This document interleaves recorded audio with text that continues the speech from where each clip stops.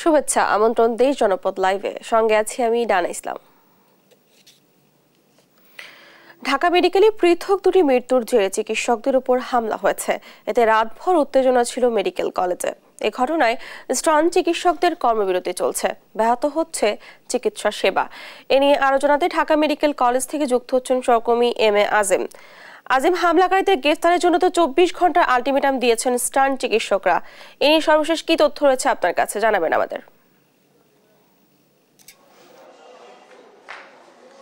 ডানা, একটি বিষয় আপনাকে বলছি যে 24 ঘন্টার যে আলটিমেটামটি ছিল সেটি কিন্তু শেষ হওয়ার পরেই কিন্তু তারা আসলে এই যে কর্মবিরতি, সেই কর্মবিরতিটি তারা শুরু করেছেন। এবং এরই সাথে আরেকটি বিষয় হচ্ছে, যেই হামলার ঘটনাটি ঘটেছিল সেই হামলার ঘটনায় যারা সম্পৃক্ত ছিল তাদের মধ্যে কিন্তু গ্রেপ্তারের ঘটনাও রয়েছে, সেটি আমরা কিছুক্ষণ আগে জানতে পেরেছি। এবং আমরা কিন্তু সকাল থেকে দেখেছি কর্মবিরতির সাথে ঢাকা মেডিকেল জুড়ে কিন্তু একটি চিকিৎসকদের মধ্যে যেমন বা চিকিৎসা সংশ্লিষ্ট যারা কর্মকর্তা কর্মচারী রয়েছেন তাদের মধ্যেও কিন্তু একটি ভীতি কাজ করছে। কারণ শনিবার যে ঘটনাটি ঘটেছে সেখানে কিন্তু 3 জন চিকিৎসককে আহত করা হয়েছে এবং তারপরে কিন্তু তারপর থেকেই তারা কিন্তু একটি শঙ্কার মধ্যে থাকছেন। এবং আমরা আজকে সকালে দেখেছি তারা দফায় দফায় বৈঠক করছেন এবং নিজেদের মধ্যেও বৈঠক করছেন, তাদের পরবর্তী কর্মসূচি নিয়ে তারা চিন্তা ভাবনা করছেন। আমরা কিছুক্ষণ আগে দেখেছিলাম যে পরিচালকের রুমে কিন্তু ইন্টার্ন চিকিৎসকরা অবস্থান নিয়েছিলেন এবং সেখানে পরিচালকের অপেক্ষায় এই মুহূর্তে তারা রয়েছেন। এবং তারা যে দাবিগুলো তুলছেন, যেমন এর মধ্যে রয়েছে চিকিৎসকদের নিরাপত্তার জন্য হসপিটালগুলোতে স্বাস্থ্য পুলিশের একটি দাবি তারা তুলছেন। কারণ এই যে ঘটনাগুলো, এরকম ঘটনা কিন্তু বারবারই ঘটছে। বিভিন্ন ঘটনাকে কেন্দ্র করে ডাক্তারদের উপর হামলা করা হচ্ছে বা চিকিৎসা সংশ্লিষ্ট কর্মকর্তা কর্মচারীদের উপর হামলা করা হচ্ছে। এবং শনিবারের যে ঘটনাটি, সেই ঘটনাটিতেও কিন্তু বলা হয়েছিল যে বৈষম্য বিরোধী ছাত্র আন্দোলন যারা করছেন তারা এসেছেন, কিন্তু সেই জায়গাটিও কিন্তু চিকিৎসকরা চ্যালেঞ্জ করেছেন যে এই যে যারা এই হামলাটি করেছে তাদের সাথে বৈষম্য বিরোধী ছাত্র আন্দোলনের কোনো সম্পৃক্ততা নেই। এবং এই যে বৈষম্য বিরোধী ছাত্র আন্দোলনের নামে যারা সহিংসতা করছে, যারা অপ্রীতিকর ঘটনা ঘটাচ্ছে, তাদেরকে চিহ্নিত করারও একটি দাবি কিন্তু ইন্টার্ন চিকিৎসকরা তুলছেন। এবং আজকে সকালে যদি এখানে জরুরি বিভাগ থেকে যারা ভর্তি রোগী রয়েছেন তাদের কথাটি যদি একটু বলতে চাই, সেক্ষেত্রে কিন্তু বলবো যে এখানে কিন্তু একটি খুবই খারাপ একটা অবস্থা বিরাজ করছে। কারণ অনেক গুরুতর রোগীরা কিন্তু এখানে এসে চিকিৎসক খুঁজছেন এবং যেহেতু কর্মবিরতি চলছে, সেই যে একটি ভোগান্তি সেটি কিন্তু আরও বেলা বাড়ার সাথে সাথে বেড়েই চলেছে। তো এখানে এই মুহূর্তে পরিচালক আসলে এখানে যে সিসিটিভির ক্যামেরা রয়েছে সেটি চেক করা হবে এবং সেই যারা এর ঘটনার সাথে সম্পৃক্ত তাদেরকে সুনির্দিষ্টভাবে চিহ্নিত করার যে বিষয়গুলো সেইগুলো করা হবে। এবং তার পরবর্তীতে তার সাথে কথা বলে আসলে তাদের যে দাবি দয়াগুলো রয়েছে সেই দাবি দয়াগুলোর কতটুকু মানা হবে তার উপর নির্ভর করছে আসলে যে বর্তমান যে কর্মবিরতিটি চলছে সেই কর্মবিরতিটি আসলে কোন পর্যায়ে যাবে। এবং যে ঘটনাটিকে কেন্দ্র করে এই কর্মবিরতি, সেটি যদি একটু বলতে চাই যে শুক্রবারে কিন্তু একটি দুর্ঘটনাজনিত রোগী আশঙ্কাজনক অবস্থায় এই ঢাকা মেডিকেলে আসে এবং তিনি কিন্তু এখানে চিকিৎসাধীন ছিলেন। এবং এই চিকিৎসাধীন চলাকালীন অবস্থায় কিন্তু আসলে তার কোনো স্বজন বা তার সাথে কেউ এখানে ছিল না। এবং এই যে তার যে চিকিৎসা ব্যবস্থাটি সেটি কিন্তু তারা নিজ উদ্যোগে এখান থেকে চিকিৎসকরা করছিলেন। এবং তিনি কিন্তু শনিবার মারা যান এবং তিনি মারা যাওয়ার পরে কিন্তু তার স্বজন এবং তার সাথে বেশ কিছু লোকজন এসে, এখানে দুর্বৃত্তরা এসে কিন্তু এই হামলার ঘটনাটি ঘটায়। এবং সেই হামলার ঘটনার পরপরই কিন্তু তারা আসলে এর বিচারের দাবি এবং যারা হামলা করেছে তাদেরকে চিহ্নিত করা সহ 48 ঘন্টার একটি আলটিমেটাম তারা দিয়েছিলেন। এবং তার মধ্য থেকে কিন্তু আসলে তারা এই 48 ঘন্টার মধ্যেই কিন্তু তারা আবার এই যে কর্মবিরতির মতো কর্মসূচিতে তারা গিয়েছেন। এবং তারা কিন্তু আরও একটি কথা বলেছেন যে যদি তাদের দাবি না মানা হয় সেক্ষেত্রে কিন্তু সারা দেশের যে চিকিৎসক রয়েছেন তারা কিন্তু একযোগে বৃহত্তর আন্দোলনের দিকে যাবেন। এবং সেই বৃহত্তর আন্দোলনের মধ্যে গেলে কিন্তু আসলে সারা দেশে যে স্বাস্থ্য সেবা এবং সেই চিকিৎসা ব্যবস্থা, সেই ধরনের বিষয় নিয়ে কিন্তু আসলে একটি বড় ধরনের ভোগান্তি তৈরি হবে। এবং যে ভোগান্তি কিন্তু আসলে চিকিৎসা ব্যবস্থা যদি বন্ধ থাকে সেটা কিন্তু আসলে অনেকটাই ভোগান্তি না, শুধু অনেক মানুষের জীবন মরণের একটি প্রশ্ন কিন্তু চলে আসবে। তো এই যে বিষয়গুলো, এগুলোতে সাধারণ রোগীরা বলছে যে যেহেতু চিকিৎসা সংক্রান্ত বিষয়, সেক্ষেত্রে স্বাস্থ্য উপদেষ্টা সহ যারা সংশ্লিষ্ট রয়েছেন তাদের কিন্তু হস্তক্ষেপ তারা কামনা করছেন। কারণ অনেকেই আমরা দেখেছি যে গুরুতর অবস্থায় কিন্তু সকালে ঢাকা মেডিকেলের জরুরি বিভাগে এসেছেন, তারা কিন্তু এখনও সেখানে অবস্থান করছেন এবং তাদের যে ভোগান্তি সেই ভোগান্তিটি কিন্তু খুবই গুরুত্ব গুরুতর অবস্থা সেখানে বিরাজ করছে এবং সেটি কিন্তু খুবই খারাপ একটি অবস্থা বিরাজ করছে এবং বেলা বাড়ার সাথে সাথে সেটি কিন্তু আরও বাড়বে এবং সেই যে অবস্থাটি সেটি থেকে কিন্তু তারা খুব দ্রুত নিরসন চান এবং এই যে যারা রয়েছেন চিকিৎসা সংক্রান্ত নার্স সহ যে সকল স্টাফ এবং কর্মকর্তারা রয়েছেন তারাও কিন্তু বলছেন যে এই যে বিভিন্ন দুর্বৃত্তরা চলে আসছে এবং হামলার ঘটনাটি ঘটাচ্ছে এই জায়গাটি যাতে না ঘটানো হয়। তো এই ছিল ডানা আমার কাছে ঢাকা মেডিকেল থেকে সবশেষ। আজিম, ধন্যবাদ আপনাকে। ঢাকা মেডিকেল থেকে সরাসরি যুক্ত ছিলেন আমাদের সহকর্মী। লক্ষ্মীপুর ও নোয়াখালীর বন্যা পরিস্থিতির কিছুটা উন্নতি হয়েছে। এ নিয়ে আরো জানাতে লক্ষ্মীপুর থেকে সাইফুল ইসলাম স্বপন ও নোয়াখালী থেকে যুক্ত হচ্ছেন সহকর্মী মাওলা সুজন। প্রথমে যাচ্ছি লক্ষ্মীপুরে। স্বপন, বেঁচে থাকার নতুন সংগ্রামে বন্যা দুর্গত মানুষেরা ঘুরে দাঁড়ানোর চ্যালেঞ্জ, তাদের জন্য সরকারি সহায়তা মিলছে কিনা, কি বলছেন বন্যার্তরা? ডানা, আপনি যেমনটি জানতে চাচ্ছেন যে আসলে লক্ষ্মীপুরে বন্যার পরিস্থিতির খবর, এর সাথে যে আসলে লক্ষ্মীপুরে বন্যা সরকারি ত্রাণ সহায়তা মিলছে কিনা। আমি যদি আপনাকে বলি যে লক্ষ্মীপুরে যে গত 15 থেকে 20 দিনে যে টানা বর্ষণ এবং ফেনী এবং নোয়াখালী থেকে বানের পানি বেশি আসছে, লক্ষ্মীপুরে প্রায় 5টি উপজেলার সবগুলি ইউনিয়নে মানুষ পানিবন্দী হয়ে রয়েছে। লক্ষ্মীপুর জেলায় প্রায় 14 লাখ লোক পানিবন্দী রয়েছে। এই পানিবন্দী লোকে আশ্রয় বিভিন্ন প্রায় 70 থেকে 80 হাজার লোকজন তারা আশ্রয় কেন্দ্রে আশ্রয় নিয়েছে। এর মধ্যে লক্ষ্মীপুরে জেলা প্রশাসন থেকে প্রায় নগদ 20 লক্ষ টাকা এবং প্রায় 25 মেট্রিক টন চাল বরাদ্দ করা হয়েছে। এছাড়া শিশু খাদ্যের জন্য 5 লাখ টাকা বরাদ্দ দেওয়া হয়েছে। কিন্তু সরকারি যে সাহায্য দেওয়া হয়েছে, যে মানুষ বন্যা পানিবন্দী রয়েছে, তা খুবই অপ্রতুল ছিল এবং সরকারি যে ত্রাণ সহায়তা ছিল তা আছে, আমরা আপনাকে যদি বলি, কয়েক হাজার গুণ বেশি ত্রাণ বাংলাদেশের বিভিন্ন প্রান্ত থেকে বিভিন্ন সামাজিক সংগঠন, রাজনৈতিক সংগঠন এবং ব্যক্তি উদ্যোগে লক্ষ্মীপুর জেলার বিভিন্ন অঞ্চলে প্রতিদিনই কিন্তু ত্রাণ দেওয়া হচ্ছে। এই ত্রাণগুলো প্রতিদিনই যে আসছে, এই ত্রাণগুলো সমন্বয়হীনতার অভাবে যারা রাস্তার পাশে ছিল এবং কিছু কিছু এলাকায় যখন বন্যা পানি বেশি ছিল, নৌকার অভাবে এবং যারা নৌকা না থাকার কারণে যারা প্রত্যন্ত অঞ্চলে পানিবন্দী ছিল তাদের কাছে পৌঁছাতে পারেনি। আমরা গতকালকে লক্ষ্মীপুর জেলা এবং রায়পুর উপজেলা বিভিন্ন এলাকায় পরিদর্শন করেছি। আমরা এই মুহূর্তে রয়েছি লক্ষ্মীপুর সদর উপজেলার দালালবাজার ইউনিয়নের কামানখোলা এলাকায়। আমরা এখানেও যারা ছিল তারা আমাদেরকে বলছেন যে আসলে এখানেও ত্রাণ সহায়তা তেমন তারা পায়নি। তো যেসব এলাকায় রাস্তার পাশাপাশি ছিল ওইসব এলাকায় যারা দূর দূরান্ত থেকে আসছে তারা ট্রাক থামিয়ে তারা ত্রাণ বিতরণ করেছিল। লক্ষ্মীপুর জেলা প্রশাসন গত 22 তারিখে একটা সমন্বয় মিটিং করে তারা একটা ত্রাণ সমন্বয় করার জন্য আহ্বান জানিয়েছেন, যে তারা বিভিন্ন জায়গা থেকে ত্রাণ নিয়ে আসবে। যারা 5টি উপজেলার ইউনো এবং ডিসি অফিসের একজন কর্মকর্তার মাধ্যমে এখানে তারা নাম এন্ট্রি করে তাদের নিজেদের তত্ত্বে তারা ত্রাণ বিতরণ করবেন। কিন্তু প্রতিমধ্যে বিভিন্ন সামাজিক সংগঠন, বিভিন্ন রাজনৈতিক নেতারা তারা বিভিন্নভাবে যারা ত্রাণ দিতে আসছে তাদেরকে বিভিন্নভাবে প্রভাবিত করে তাদের মতো করে তারা ত্রাণ বিতরণ করেছে। এই ত্রাণ বিতরণ সমন্বিতার কারণে যে পরিমাণ ত্রাণ লক্ষ্মীপুরে আসছে, ওই পরিমাণে ত্রাণ প্রত্যন্ত অঞ্চলে পৌঁছায় না। কিছু কিছু মানুষ এবং কিছু কিছু এলাকায় একজনে 5, 6 বা 7 বা 8 বার করে পাওয়ার অভিযোগ রয়েছে। তো লক্ষ্মীপুরে এখন পর্যন্ত বন্যা পানি 2 থেকে 3 সেন্টিমিটার পর্যন্ত কমছে। বেশিরভাগ এলাকায় এখনো পানি রয়েছে। এখনো লক্ষ্মীপুরে ত্রাণের প্রয়োজন রয়েছে, শিশু খাদ্যের প্রয়োজন রয়েছে এবং যারা পানিবাহিত সুপেয় পানিরও প্রয়োজন রয়েছে। তো এই যে সুপেয় পানি যারা তার নিতে আসবেন তারা যেন সুপেয় পানি বিশুদ্ধকরণ ট্যাবলেট এবং শিশু খাদ্য নিয়ে আসেন। এ ছিল লক্ষ্মীপুর থেকে বন্যার সর্বশেষ খবর। আমরা এখন চলে যাব নোয়াখালীতে রয়েছেন আমাদের সহকর্মী সুজন জানাবেন নোয়াখালী বন্যা পরিস্থিতির সর্বশেষ খবর। স্বপন, আপনি লক্ষ্মীপুরের বন্যা পরিস্থিতি এবং বন্যা পরবর্তী পরিস্থিতির কথা বলছিলেন। তা আমি যদি নোয়াখালীর কথা বলতে চাই তাহলে বলতে হচ্ছে যে নোয়াখালীতে যে বন্যার পানি নামছে ঠিকই আছে, কিন্তু এই পানি নামার সাথে সাথে নানা দুর্ভোগ দেখা দিয়েছে, নানা সংকট দেখা দিয়েছে। তো পানি উন্নয়ন বোর্ড সূত্রে যেটা জানতে পেরেছি, নোয়াখালীতে গত 12 ঘন্টা প্রায় 3 সেন্টিমিটার পানি কমেছে। আসলে এই 3 সেন্টিমিটার পানি যে কমেছে সেটা যে বন্যার সাথে যত পানি এসেছে যত পানি জমা হয়েছে এই এই জমা পানির সাথে আসলে নামার গতিটা অত্যন্ত স্লট বলে মনে করছেন জেলাবাসী বা স্থানীয়রা।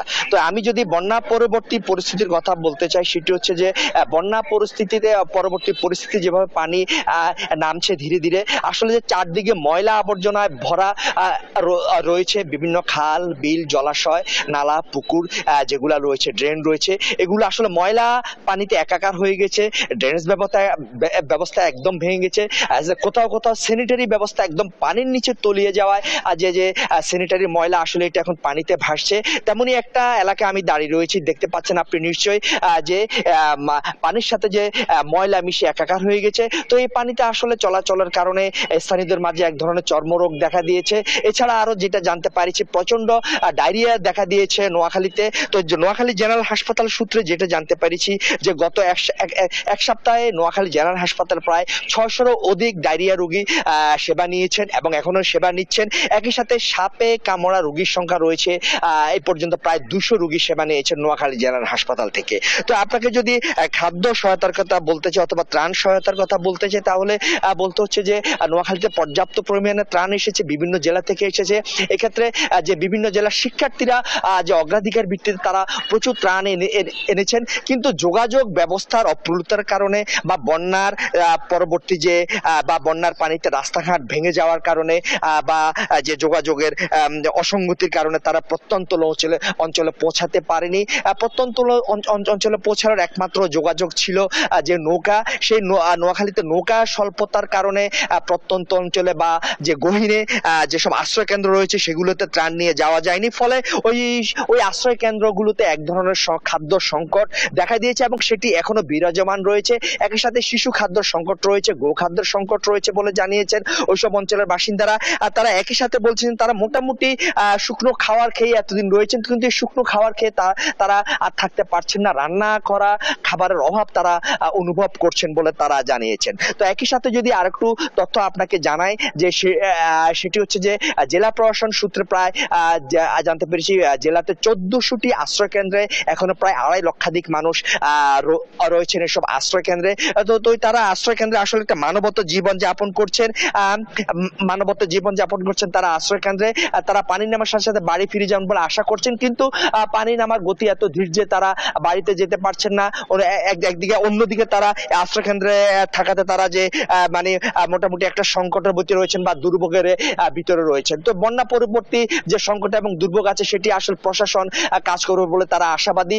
এই হচ্ছে নোয়াখালী থেকে বন্যা ও বন্যা পরবর্তী পরিস্থিতি নিয়ে আমার কাছে সর্বশেষ। ডানা, ধন্যবাদ আপনাদেরকে। লক্ষ্মীপুর ও নোয়াখালী থেকে সেখানকার বন্যা পরিস্থিতির খবর জানাচ্ছিলেন আমাদের সহকর্মীরা। ফেনীতে বন্যার কারণে বৃদ্ধি পেয়েছে পানিবাহিত রোগবালাই। বিস্তারিত জানাচ্ছেন সহকর্মী তোফায়েল আহমেদ নিলয়। ধন্যবাদ। আসলে আপনি জানেন যে ফেনীতে বন্যার পরবর্তীতে আসলে পানিবাহিত রোগীর সংখ্যা চরম আকার ধারণ করেছে। ফেনীতে এ পর্যন্ত প্রায় কয়েক হাজার রোগী বিভিন্ন হসপিটালগুলোতে চিকিৎসা নিচ্ছে। আমরা এই মুহূর্তে রয়েছি ফেনী 250,000 জেনারেল হাসপাতালে।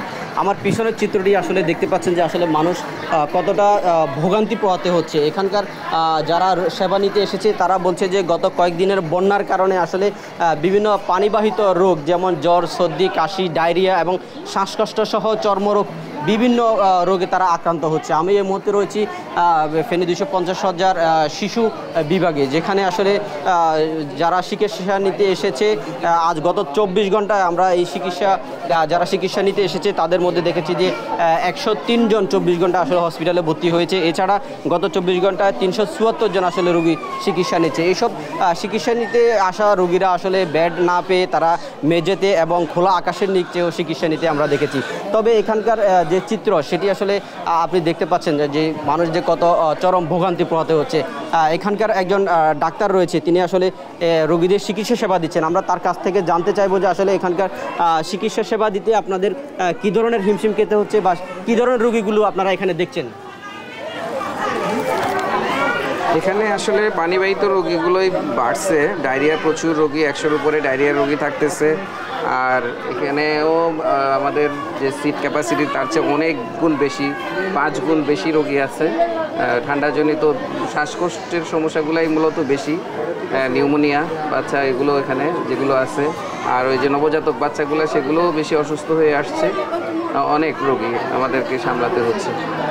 আসলে আপনি শুনছিলেন যে এখানকার যিনি একজন ডাক্তার রয়েছে, তিনি শিশুরোগ বিশেষজ্ঞ ইকবাল হোসেন সিরাজি, তিনি আসলে বলছিলেন যে এখানকার যে সকল শিশুরা এসেছে তার মধ্যে যে পরিমাণ রোগী ভর্তি রয়েছে তার ধারণ ক্ষমতার 4 থেকে 5 গুণ রোগী ভর্তি রয়েছে। এইসব রোগীদের আসলে চিকিৎসা দিতে আসলে ডাক্তার নার্সদের মধ্যে আসলে হিমশিম খেতে হচ্ছে। এছাড়াও এখনও পর্যন্ত হসপিটালে যে ওষুধের যে বিষয়টি সেটি কিন্তু পর্যাপ্ত পরিমাণে রয়েছে বলে আমাদের হসপিটাল কর্তৃপক্ষ থেকে জানিয়েছে। তো এই ছিল আমার কাছ থেকে বন্যার পরবর্তী পানিবাহিত রোগের সর্বশেষ তথ্য। বন্যার প্রভাবে সরবরাহের ঘাটতি হয় চট্টগ্রামে বেড়েছে নিত্যপণ্যের দাম। এ নিয়ে বিস্তারিত জানাতে চট্টগ্রাম থেকে যুক্ত হচ্ছেন সহকর্মী AKM নাজিম। নাজিম, বাজার দর কেমন দেখছেন? কি কি পণ্যের দাম বেড়েছে এবং কি বলছেন ক্রেতা বিক্রেতারা? বাজার দরের কথা বলতে গেলে গত 1 মাস আগেও যে পেঁয়াজের দাম ছিল 90 থেকে 95 টাকা, মানভেদে সেই পেঁয়াজ বিক্রি হয়েছিল 100 টাকা পর্যন্ত। কিন্তু গত কয়েকদিন ধরে পেঁয়াজের দাম ঊর্ধ্বমুখী, কারণ আমরা যেটি বাজারে এসে দেখেছি পেঁয়াজের প্রতি কেজি 15 থেকে 20 টাকা, আবার অনেক ক্ষেত্রে 20 থেকে 25 টাকা পর্যন্ত পেঁয়াজের দাম বেড়েছে। কারণ এখানকার যারা ব্যবসায়ী তারা যেটি বলছেন সরবরাহ সংকট এবং ঘাটতির কারণে মূলত পেঁয়াজের দামগুলো বাড়তি। যে পেঁয়াজ গত 7-10 দিন আগে বা 1 মাস আগেও আপনার 90 থেকে 95 টাকা বা 100 টাকা ছিল, সেই পেঁয়াজ এই গত 2 দিন ধরে সেই পেঁয়াজ বিক্রি হচ্ছে 125 থেকে 30 টাকা। আবার মানভেদে অনেক জায়গায় বিশেষ করে গ্রাম অঞ্চলে পেঁয়াজগুলো 130 থেকে 35 টাকা পর্যন্ত বিক্রি হচ্ছে। এখানকার যারা ব্যবসায়ী তারা যেটি বলছেন ভারতের যেসব পেঁয়াজ এখানে রয়েছে, ভারত পাকিস্তান এসব পেঁয়াজের দামের তো ঊর্ধ্বমুখী, কারণ সরবরাহ সংকট থাকে। গত কয়েকদিনের যে বন্যা পরিস্থিতির কারণে সরবরাহ সংকট থাকার কারণে মূলত পেঁয়াজের দাম বাড়তি। কিন্তু আমরা যেটি গত কয়েকদিন ধরে খোঁজ নিয়েছি, চট্টগ্রামের খাতুনগঞ্জে পর্যাপ্ত পেঁয়াজ এসেছে, তারপরে আসলে পেঁয়াজের দাম কিছুটা কমতে পারে। কিন্তু যারা ব্যবসায়ী তারা যেটি বলছেন তুরস্ক, মিশর, ব্রাজিল থেকে যেসব পেঁয়াজ আনা হয় সেসব পেঁয়াজের দামের সাথে আসলে ভারতে যেসব পেঁয়াজ রয়েছে সেগুলোর দাম আসলে অনেক তফাৎ থাকবে। কারণ হিসেবে তারা বলছেন এইসব পেঁয়াজ অনেক আগেই কেনা হয়েছে, সেই জন্য এগুলোর দাম বাড়তি। তবে এখানকার যারা সাধারণ মানুষ বা যারা ভোক্তারা রয়েছেন তারা যেটি বলছেন আসলে বিভিন্ন অজুহাত দেখিয়ে মূলত ব্যবসায়ীরা এক একটি পণ্যের দাম এক এক সময় তারা বাড়িয়ে দেয়। কারণ এক একটি পণ্যতে তারা মানভেদে 10 থেকে 15 টাকা বা 20 টাকা করে বাড়িয়ে দিলে তারা হয়তো প্রতিদিনই অনেক টাকা আসলে এই ব্যবসা থেকে তারা নিয়ে যায়। তো সাধারণ যারা ব্যবসায়ী তারা যেটি বলছেন এগুলো নিয়ন্ত্রণ করা খুবই জরুরি, কারণ এইসবের কারণেই সাধারণ মানুষের মাঝে নাবিশ্বাস তৈরি হচ্ছে। সাধারণ যারা মানুষ রয়েছেন তারা যেটি বলছেন প্রতিদিনই বা প্রতি সময় কোনো না কোনো সময়ে পেঁয়াজ, রসুন বা আদা এরকম কোন একটা পণ্যের দাম হুট করে বাড়িয়ে দেওয়ার কারণেই মূলত সাধারণ মানুষের মাঝে নাবিশ্বাস তৈরি হয়। আরেকটি বিষয় হচ্ছে যে বন্যার কারণে যেসব সবজি জাতীয় পণ্য রয়েছে সেগুলো আমরা যেটা দেখেছি মানভেদে 5 থেকে 10 টাকা পর্যন্ত বেড়েছে। কারণ এখানে আলু বিক্রি হচ্ছে 55 থেকে 60 টাকা, শসা 80 টাকা, তিতা করলা যেটি রয়েছে সেটি 100 টাকা, তারপর পেঁপে 25 থেকে 30 টাকা, বেগুন 25। আসলে সবগুলো পণ্যের দামই মোটামুটি বাড়তি দিকে। কারণ এখানকার যারা ব্যবসায়ী তারা বলছেন যে ধীরে ধীরে যখন সরবরাহ শুরু হয়েছে এবং যে সংকট দেখা দিয়েছিল বন্যার কারণে সে সংকট কেটে যাওয়ার পরপরই এইসব সবজি জাতীয় পণ্য থেকে শুরু করে সবগুলো পণ্যের দাম ধীরে ধীরে কমে আসবে। আরেকটি বিষয়, এখানে যে মাছের বাজার রয়েছে সেই মাছের বাজারে সামুদ্রিক যেসব মাছ রয়েছে সেসব মাছের দাম আসলে ঊর্ধ্বমুখী। কারণ ব্যবসায়ীরা বলছেন যে সমুদ্র থেকে যেসব মাছ পর্যাপ্ত আসার কথা সেটি পর্যাপ্ত না আসার কারণেই মূলত এগুলোর দাম বাড়ছে। আরেকটি বিষয় জানিয়ে রাখি, এখানে ইলিশ পাওয়া যাচ্ছে, যে ইলিশ এখন প্রতি কেজি এখানে বিক্রি হচ্ছে 1500 থেকে 1600 টাকা, আবার মানভেদে 1800 টাকা পর্যন্ত বিক্রি হচ্ছে। কিন্তু ইলিশের দাম বাড়তে থাকা সাধারণ মানুষের মাঝে খুব বিরাজ করছে। এই ছিল বাজারকে নিয়ে আমার কাছে সর্বশেষ। নাজিম, ধন্যবাদ আপনাকে। জ্বালানি তেলের দাম কমায় স্বস্তিতে সাধারণ মানুষ। বিস্তারিত জানাতে ময়মনসিংহ থেকে যুক্ত হচ্ছেন সহকর্মী ইলিয়াস আহমেদ। ইলিয়াস, জ্বালানি তেলের দাম কমায় সাধারণ মানুষের প্রতিক্রিয়া কেমন দেখছেন?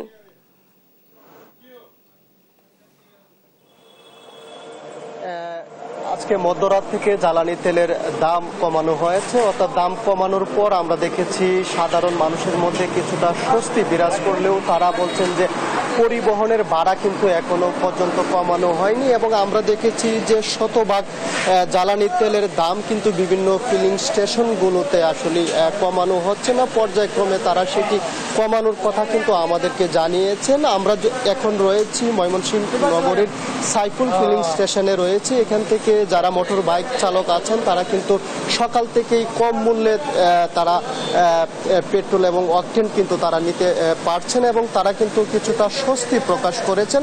আমরা যদি একটু যুক্ত হতে চাই, একজন মোটর বাইক চালক আছেন, জানতে চাই এই যে দাম কমানো হয়েছে সেটা আসলে কেমন লাগছে? এটা অনেক ভালো লাগতেছে। আগে আপনার অনেক বেশি দামে কিনতাম, বর্তমান অনেক কমছে, আমরা অনেক খুশি। যারা মোটর বাইক চালক রয়েছেন তারা কিন্তু বলছেন যে দাম কমানোর কারণে কিন্তু তাদের মধ্যে যে কিছুটা স্বস্তি সেটি কিন্তু তারা জানিয়েছেন। আমরা একটু যুক্ত হব সাইফুল ফিলিং স্টেশনের যে স্বত্বাধিকারী রয়েছে সাইফুল আলম, জানতে চাই এই দাম কমানোর কারণে আপনারা কি কোনো ক্ষতিগ্রস্ত হয়েছেন কিনা? এখানে দাম কমলে সাধারণত আমাদের কিছু ক্ষতিগ্রস্ত হইতে হয়, সেটা আমরা মেনে নিই। এটা দেশের স্বার্থে, সবার স্বার্থে আমরা মেনে নিই। আবার যখন বেড়ে যাবে সেটা আমাদের পুষিয়ে যায়। তবে মানুষ যারা কাস্টমার এরা অনেক খুশি হয়েছে, ধন্যবাদ জানাই বর্তমান সরকারকে তেল দাম কমানোর জন্য। ধন্যবাদ আপনাকে। সাইফুল ফিলিং স্টেশনের যে স্বত্বাধিকারী রয়েছেন তিনি কিন্তু বলছেন যে তারা কিছুটা ক্ষতিগ্রস্ত হলেও সাধারণ মানুষের জন্য সেটি কিন্তু ভালো হয়েছে, সেই বিষয়টা তারা বলছিলেন। এবং সাধারণ চালক যারা রয়েছেন এবং গণপরিবহনে যারা চলাচল করে তারা দাবি জানিয়েছেন যে গণপরিবহনের ভাড়া যেন কমানো হয়। আজ থেকে আমরা দেখেছি ঢাকা ময়মনসিংহ রুট সহ আঞ্চলিক রুটে কিন্তু যারা গণপরিবহনে চলাচল করেন তাদের কাছ থেকে কিন্তু পূর্বের ভাড়াই নেওয়া হচ্ছে এবং সেই বিষয়টি কিন্তু তারা কমানোর দাবি জানিয়েছেন। আমরা আরেকজনের সাথে একটু যুক্ত হতে চাই। এই যে জ্বালানি তেলের দাম কমানো হয়েছে সেই প্রভাব কিন্তু এখনো পর্যন্ত শতভাগ বাস্তবায়ন হয়নি, সেটি আপনি বলছিলেন। এবং আসলে সেটা যদি শতভাগ বাস্তবায়ন হয় তাহলে তো সকলের জন্য উপকৃত হবে। ধন্যবাদ আপনাকে। আসলে দেখেন, প্রধান উপদেষ্টা এবং জ্বালানি উপদেষ্টা যারা আছে, হ্যাঁ, তারা কিন্তু তেলের দাম কমিয়েছে, কিন্তু তেলের দাম কমলো কেন? এটা হচ্ছে সাধারণ মানুষের জন্য। কিন্তু সাধারণ মানুষ কিন্তু রুট লেভেলে যদিও শুধুমাত্র মোটর সাইকেল যারা চালায় এরা কেবল এই সুবিধাটা পাচ্ছে, আর সাধারণ যাত্রী যারা আছে তারা কিন্তু বিভিন্ন জায়গায় আমরা যে খবর নিলাম বা কথা বললাম তারা কিন্তু ভাড়া কিন্তু ঠিকই নিচ্ছে। সুতরাং আমি পরিবহন মালিক এবং যারা আছেন পরিবহন সংশ্লিষ্ট নেতৃবৃন্দ তাদেরকে বলবো যে আপনারা অতি শীঘ্রই আপনারা দামটা কমাবেন। যদি দাম না ভাড়া না কমান তাহলে তো এই তেলের দাম কমাতে তো পাবলিক কোনো সুফল ভোগ করতে পারলো না। এই জন্য কর্তৃপক্ষের কাছে আমরা দৃষ্টি কামনা করব যাতে অতি শীঘ্রই এবং আজকে থেকেই ভাড়াটা কমানো হয়।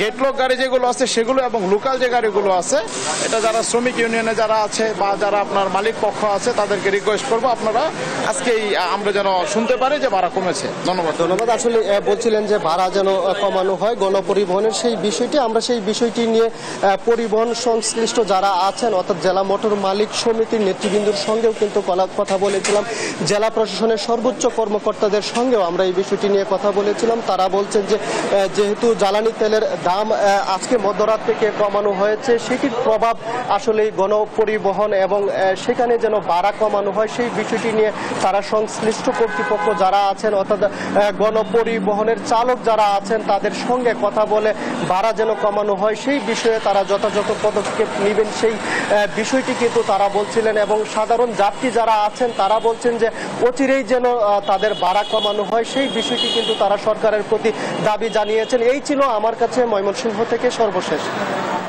ধন্যবাদ আপনাকে। ময়মনসিংহ থেকে যুক্ত ছিলেন আমাদের সহকর্মী। এবার টাঙ্গাইল থেকে যুক্ত হচ্ছেন সহকর্মী আতিক রহমান। আতিক, যেহেতু জ্বালানি তেলের নতুন দর কার্যকর হয়েছে, এ নিয়ে কি বলছেন সাধারণ মানুষ?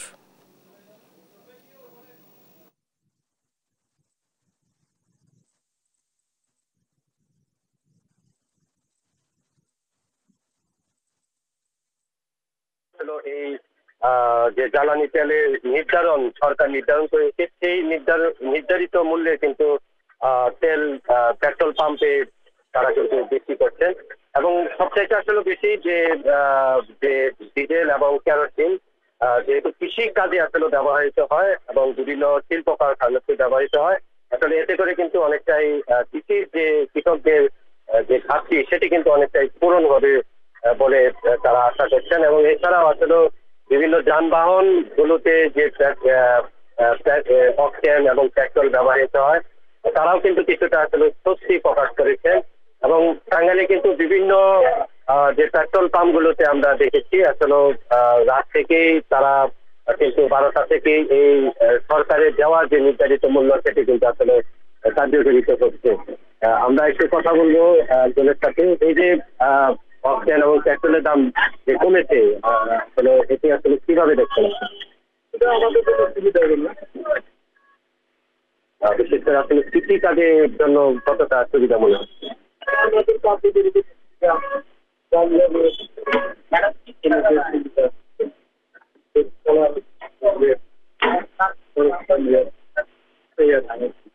ধন্যবাদ।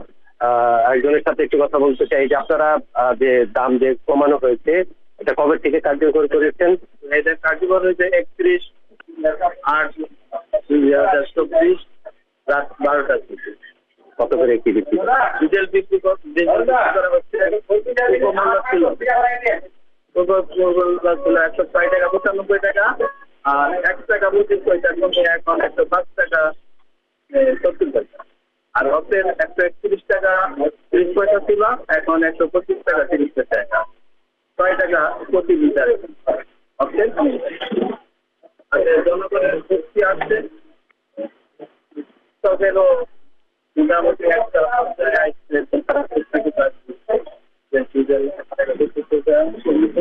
যানবাহনের ক্ষেত্রেও একটি শক্তি প্রকাশ করছে সরকারকে কাজ করতে আমরা অত্যন্ত হয়েছে। ধন্যবাদ। আসলে তারা বলছেন যে এই যানবাহনের যে আসলে যে বাস ভাড়া রয়েছে সেটিও কিন্তু এতে করে আসলে অনেকটাই কমে যাবে, যার কারণে আসলে এই যাত্রীদের কিন্তু অনেকটাই স্বস্তি তারা কিন্তু পাবেন। এবং এছাড়াও আসলে বিভিন্ন ধরনের যে শিল্প কারখানা, বিভিন্ন উৎপাদন কেন্দ্রগুলো রয়েছে, সেই উৎপাদন কেন্দ্রের যে পণ্যগুলো রয়েছে সেই পণ্যের দাম কিন্তু অনেকটাই কমে যাওয়ার তারা কিন্তু আশা করছেন। আসলে বলা চলে যে এই জ্বালানি তেলের উপরে অনেক কিছুই নির্ভর করে, দেশের অর্থনৈতিক অনেক কিছুই নির্ভর করে, এবং এটি কিন্তু অনেকটাই যে দেশের অর্থনীতি অনেকটাই কিন্তু যে প্রভাব, এবং এটি কিন্তু এই সাধারণ জনগণরা কিছু বলছেন। তো সবকিছু মিলেই এই জ্বালানি তেলের দাম কমে যাওয়ায় সাধারণ মানুষের মধ্যে কিন্তু অনেকটাই স্বস্তি আমরা প্রকাশ করেছি। এই ছিল আমার কাছে টাঙ্গাইল থেকে জানা। ধন্যবাদ আপনাকে। টাঙ্গাইল থেকে যুক্ত ছিলেন আমাদের সহকর্মী। এবার বগুড়া থেকে যুক্ত হচ্ছেন সহকর্মী সঞ্জু রায়। সঞ্জু, জ্বালানি তেলের দাম কমায় সাধারণ মানুষের প্রতিক্রিয়া আপনি ওখানে কি দেখছেন জানাবেন আমাদেরকে। জানা 12টা থেকে কিন্তু কার্যকর হয়েছে জ্বালানি তেলের নতুন দাম। আজ কিন্তু বগুড়ার অধিকাংশ পাম্পে সেই সরকারের নির্ধারণ করে দেওয়া নতুন দামেই কিন্তু জ্বালানি তেল বিক্রি হচ্ছে। আমি আজকে দাঁড়িয়ে আছি বগুড়া শহরের অন্যতম একটি বড় তেলের পাম্প বগুড়া ফিলিং স্টেশনে। এখানে কিন্তু সকাল থেকে এসে আমরা দেখেছি যে এখানে পেট্রোল বিক্রি হচ্ছে 121 টাকা 57 পয়সায়, অকটেন বিক্রি হচ্ছে 125 টাকা 57 পয়সায়, এবং ডিজেল বিক্রি হচ্ছে 106 টাকা 07 পয়সায়। এবং নতুন এই দামে কিন্তু সাধারণ জনগণ তেল কিনতে পেরে তারা কিন্তু সন্তুষ্টি প্রকাশ করেছেন। তারা যেটি বলছেন যে অন্তর্বর্তীকালীন সরকারের এটি একটি ইতিবাচক উদ্যোগ। আগের সরকার যে রকম ধাপে ধাপে জ্বালানি তেলের দাম বৃদ্ধি করে সাধারণ মানুষের নাগালের বাইরে নিয়ে গিয়েছিল, এই সরকার দায়িত্ব নেওয়ার কিছুদিনের মধ্যেই যেভাবে পেট্রোল এবং অকটেনে 6 টাকা করে এবং ডিজেলে কষ্ট করে হলেও যে 1.5 টাকা করে কমিয়েছে, এতে করে কিন্তু সাধারণ মানুষের অধিকাংশই তারা স্বস্তি প্রকাশ করেছে। তারপরেও অনেকে বলেছে যে যে দামটি এখন রয়েছে এটিও কিন্তু অনেকটাই বেশি, কারণ বাংলার জনগণ কিন্তু 80 থেকে 86 টাকাতেও তেল কিন্তু কিনেছে। তবে বিশ্ব বাজারের সাথে সমন্বয় করে এখন যে দাম রাখা হচ্ছে, সাধারণ মানুষের যে প্রত্যাশা যে এই দাম আরো কমবে। আমরা একটু সরাসরি এই পাম্পের কর্তৃপক্ষের সাথে কথা বলবো যে তেলের দাম তারা কি দামে কার্যকর করছেন, সাধারণ ভোক্তারা কি বলছেন।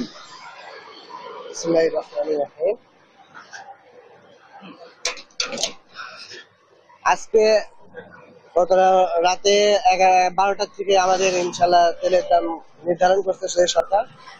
সে অনুযায়ী আমরা রাত 12টার থেকে আমরা সেটা কার্যকর শুরু করে দিচ্ছি। আল্লাহ পাক যতটুকু আমাদেরকে ইয়ে করছে সেই অনুযায়ী আমাদের ইনশাল্লাহ তেলের বেচা কিনা ইনশাল্লাহ আল্লাহর রহমতে আছে। কি দামে বিক্রি করছেন? আমরা পেট্রোল বিক্রি করতেছি 121 টাকা 57 পয়সা, আগে ছিল 127 টাকা 57 পয়সা, আর অক্টেন বিক্রি করতেছি 125 টাকা 57 পয়সা, আগে বিক্রি করতাম 131 টাকা 57 পয়সা। আর ডিজেল বিক্রি করতাম আগে 160 টাকা 32 পয়সা, এখন বিক্রি করতেছি 106 টাকা 07 পয়সা। ধন্যবাদ আপনাকে।